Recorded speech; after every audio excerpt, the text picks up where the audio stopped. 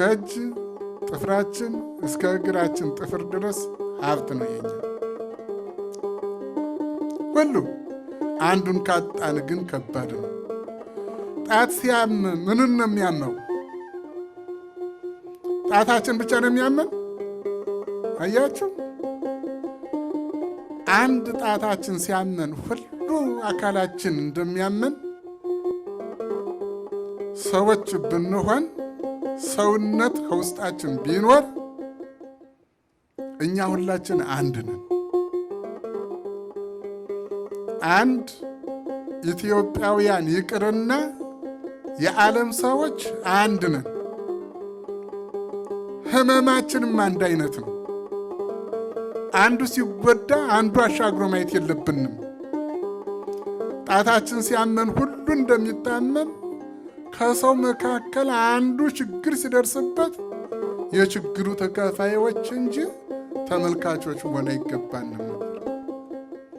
አሁን ዘመናችን በእውነት ያሳዝናል። ኢትዮጵያውያን የሌለን ባህሪ መጥቶብናል። ያላደግንበት ጭካኔ ገብቶብናል። ያልኖርንበት ክፉ መለያየት ገብቶብናል። እግዚአብሔርን ያርቅልን። አንድ ነገር በሕይወቴ ያየሁትን ልንገራቸው። የኢትዮጵያውያን ምናልባት ቋንቋ ባለማወቃችን ላንግባባ እንችል ይሆናል።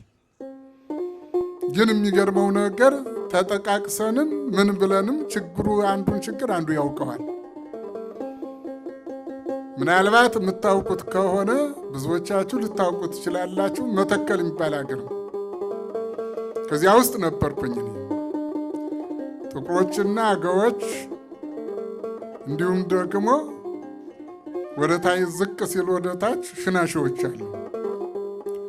በዚያ መካከል አንድ ቦታ ሳገለግል ባለውዬ እንደ ነገ ስራ አለኝ። ሌላ ቀጠሮ ነበረኝ። ያ እንዳያልፍብኝ ሰዓቱ ካለፈ በኋላ ዝም ብዬ ተነስቼ እነሱ ሲገለግሉኝ እምቢ ብዬ ሄድኩኝ። ስሄድ ለካ መሽቷል እና መንደር የሌለበት ቦታ ልገባ ነው። ቢያንስ 1 ሰዓት ከምናምን ይጨርሳል። ምንም መንደር የሌለው እኔ እንዲህ አለፍ የስሄድ እሱ ከዚህ መጣ። አንድ ወደ 40 ዓመት ዕድሜ ያለው ሰው ቢበዛ 40 ዓመት ነው። ለዚያ ወደ 37 ምናምን ነው።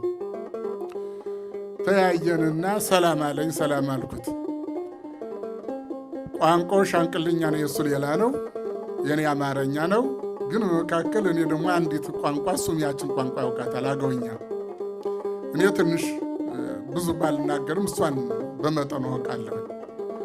በዚያ ሰላም ተባባልንና የት ልትሄድ ነው አለኝ። እንዲህ ያለ ቦታ መሽቶ የለ። ታዲያ እንግዲህ ምን አደርጋለሁ? መሄድ አለብኝ። ቆም አለ። ቆየና ቆይ እያለኝ ቆምኩ። ና እኔ ቤት እደር። ምናልባት ሰውም ሊጣላ ይችላል። ወጣቶች ቢያገኙ አውሬም ሊጣላ ይችላል። ከዚህ በኋላ ልትሄድ አትችልም። ና ከኔ ቤት እደር አለ። እንዳለውም ብሄድም ሞት ነው። እሱንም ፈራሁት። ሰው ነኝ መቼም ፈራሁት። ሻንቅላ ብሔረሰብ ማለት ነው፣ ይገላሉ።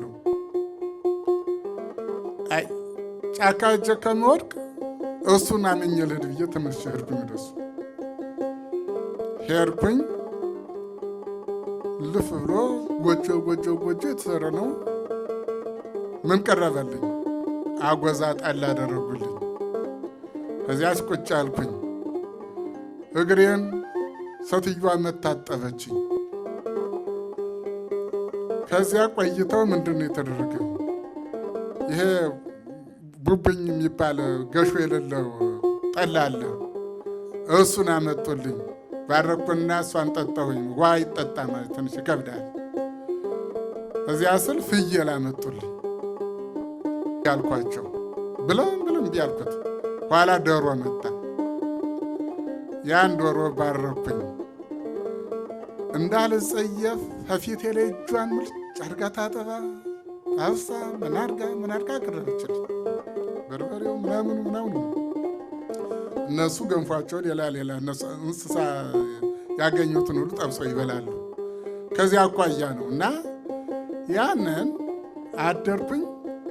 በጠዋት ልጁን ይዞ 1 ሰዓት በላይ ሸኝቶኝ ተመለሰ።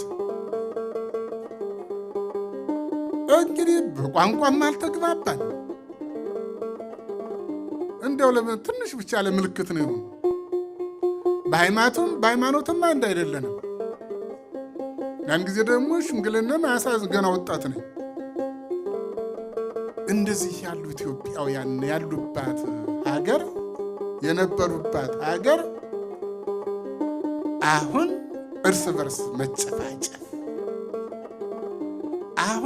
አሁን ሰውን ያለ ርኅራኄ ማረድ፣ ከቤቱ ገብቶ አቃጥሎ ሰውነትነትን ጠልቶ። እውነት እግዚአብሔር ይህን የሚወደው ነው? ለሃይማኖት ነው የሚደረገው? እና በእውነት ልናዝን ልንተክዝ ይገባናል። በእውነት ሀገራችን ከባድ ሆናለች። ለሚኖሩባትም መኖር አይደለችም። ላለመኖር ቢፈለግም ግዴታ መኖር ያለ። በመካከል ላይ ህዝቡ እየተሰቃየ ነው። እነማን? ሁሉ ተደሳችና አስደሳች የለም። ሁሉም አዘንተኛ ነው። ሁሉም ቆስሎ ያለ ነው። ሁሉም የተጨነቀ ነው እና ስለዚህ ይህን የሚያስወግደው ፖለቲከኞችም አያስወግዱትም፣ ሌሎች ሰዎችም አያስወግዱትም፣ እነገሌ ደን የምንጮህባቸውም አያስወግዱትም። ሰውን አያድንም፣ እግዚአብሔር ነው። ስለዚህ በእውነት ሁላችንም መጸለይ፣ መንፈሳችን የተሰበረ መሆን ያስፈልገዋል። ረጅም ጸሎት አይደለም ጌታ የሚፈልገው፣ የልብ መሰበር ነው። አጭር ጸሎት እንደው ጠዋት ስትነሱ ከዚህ ያሉትን የሚደርስባቸውን መከራ ምንም በማያውቁት እኮ ነው። ምንም ሕፃናት ምን ያውቃሉ? ሽማግሌዎች ምን ያውቃሉ? አይነ ስውሮች ምን ማድረግ ይችላሉ? በጣም አስቸጋሪ ነው። ሀብት አለን ብለው ሀብታቸውን ድንገት የሚያጡት፣ በአንድ ቀን ተቃጥሎ የሚያድር፣ ደርሼ እመጣለሁ ብሎ ወጥቶ በዚሁ የሚቀር ምን አይነት ህይወትን ያላት ኢትዮጵያ አሁን? እና ይህን ማንም እኛ ከሳሽም አይደለንም፣ ምንም አይደለንም። እግዚአብሔር ያስተካክል። ማን ነው ይህን የሚያደርገው? ማን ነው? ይህንማ ብለን የ50 ዓመት ሆነን አይደለም? ከደርግ ጀምሮ ሁልጊዜ ስንማረር የባሰው እየመጣ ነው ያለው።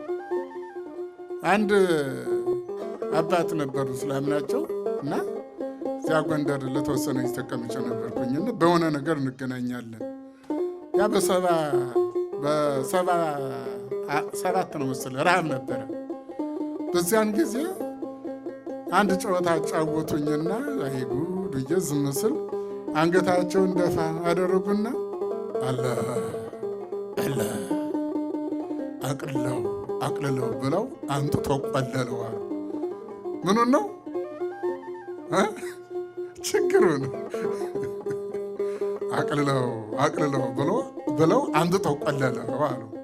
እንደ ይዤላቸው ቀረሁኝ። በቃ ጠቅላላ አሁንም እዚያ ጀምረን ብናማርረው ከላያችን ላይ እንደገና መጨመር ነው። የተሻለ ነገር የለም እና በተቻለ መጠን ከዚህ ያለ ነው። እስኪ እርስ በርሳችን እንተሳሰብ። እርስ በርሳችን እስኪ እግዚአብሔር ይህንን ደግሞ ያለንበትን ሀገር ሰላም እንዲያደርግልን፣ እነዚያንም ደግሞ ሰላም እንዲልክላቸው፣ እኔ አዋቂ ነኝ የሚሉ ሰዎች እውቀታቸው ከንቱ እንደሆነ አውቀው የሚያውቅ ልቦና እግዚአብሔር እንዲሰጣቸው። እኔ ለውቅልህ ነው አሁን ሁሉ ነገር እኔ ለውቅልህ። እንዲህ ሁሉም አስተዳዳሪ ነው፣ ሁሉም መሪ ነው፣ ግን አመራሩ እውር ነው።